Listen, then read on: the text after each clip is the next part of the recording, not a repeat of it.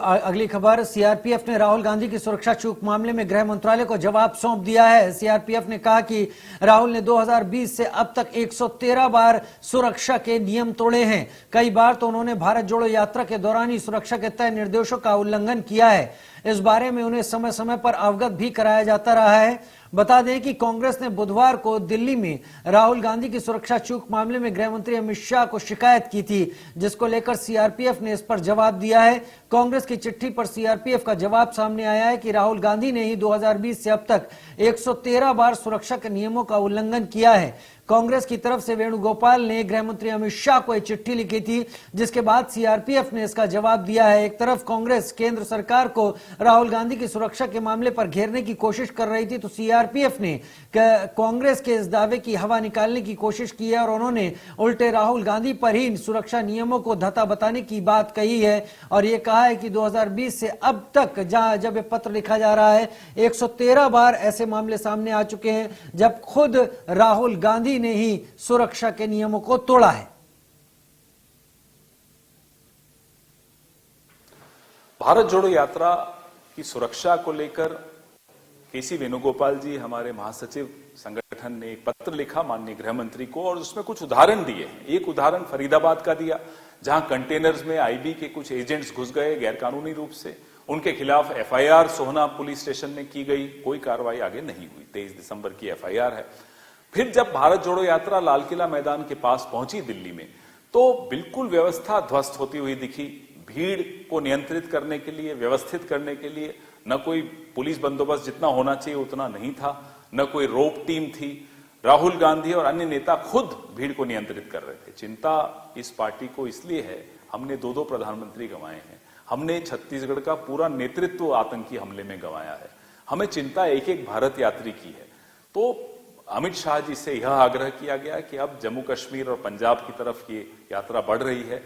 जो षड्यंत्र आपकी पार्टी कर रही है हमें रोकने की, हमें बदनाम करने की, वो तो आप करते रहिए, उसका मुकाबला हम कर लेंगे। लेकिन पुलिस किसी पार्टी की नहीं होती, प्रशासन किसी पार्टी का नहीं होता, वो सबके लिए होता है। तो जो हमारी भारत जोड़ो यात्रा चल रही है उसमें खलल न डालें और इसको हम यज्ञ मानते हैं। यज्ञ में अगर जो खलल कोई डालता है उसको दानव की श्रेणी में रखा जाता है। तो दानवों वाला काम भारतीय जनता पार्टी न करे तो अच्छा होगा।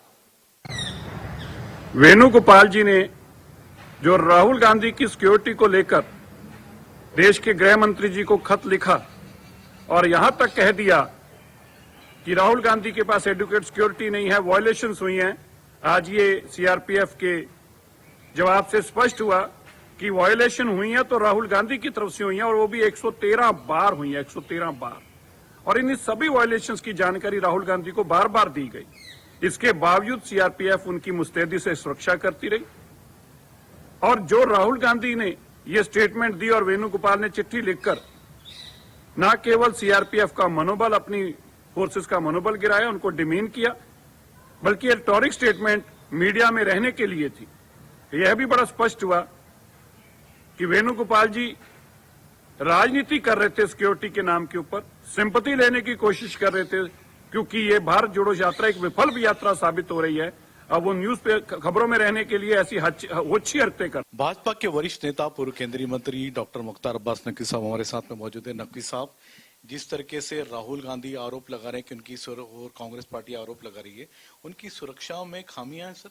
देखिए, एक चीज में दिखाई पड़ता है इस पूरे अगर यात्रा का आप सार देखें तो इस यात्रा में टी शर्ट का टशन तो ज्यादा चर्चा में रहा, तिरंगे का मिशन कहीं नहीं दिखाई पड़ा। अब जब कोई यात्रा टी शर्ट का टशन बन जाए और तिरंगे के मिशन से दूर हो जाए तो उसके इसी तरह के बहके बहके बेसुरे बेबुनियाद बयान सुनाई पड़ेंगे। उन्होंने खुद कहा कि हम यात्रा में देश भर में हमें पॉजिटिव माहौल दिखाई पड़ा, कंस्ट्रक्टिव माहौल दिखाई पड़ा, सकारात्मक माहौल दिखाई पड़ा, कहीं पर निगेटिविटी नहीं दिखाई पड़ी, खुद राहुल गांधी जी ने कहा। लेकिन उसके बावजूद भी उनके दिमाग में निगेटिविटी भरी हुई है, उसका इलाज क्या हो सकता है?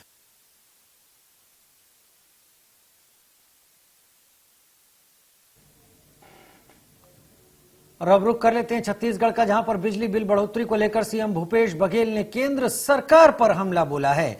और केंद्र सरकार को बढ़ती बिजली बिल का जिम्मेदार ठहरा दिया है। वहीं बीजेपी प्रदेश अध्यक्ष अरुण साव ने बढ़ते बिजली बिल को लेकर प्रदेश सरकार पर कई गंभीर आरोप लगाए हैं। सुनिए उन्होंने क्या कुछ कहा है। आज जो बिजली बिल में जो वृद्धि हुई है वो वेरिएबल कास्ट एडजस्टमेंट VCA के रूप में हुआ है और ये सही मायने में बिजली हमको 2-3 प्रकार से मिलता है। एक राज्य सरकार के जितने थर्मल पावर प्लांट है,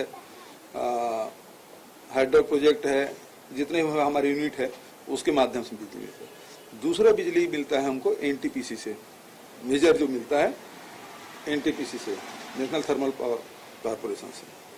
और तीसरा फिर बाजार से खरीदना होता है। जब बहुत ज्यादा डिमांड बढ़ जाती है तो फिर प्राइवेट पार्टियों से भी खरीदते हैं।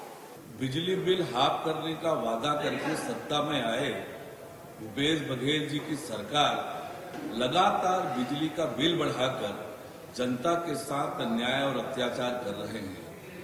महंगाई पर छाती पीटने वाले लोग लगातार आज बिजली का बिल बढ़ाकर जनता के साथ अन्याय कर रहे हैं और आज जिस प्रकार से छत्तीसगढ़ की जनता को, जो कि सरप्लस राज्य है बिजली के दृष्टि से, और उसके बाद भी लगातार बिजली का बिल बढ़ाना ये छत्तीसगढ़ की जनता के साथ अन्याय है, अत्याचार है।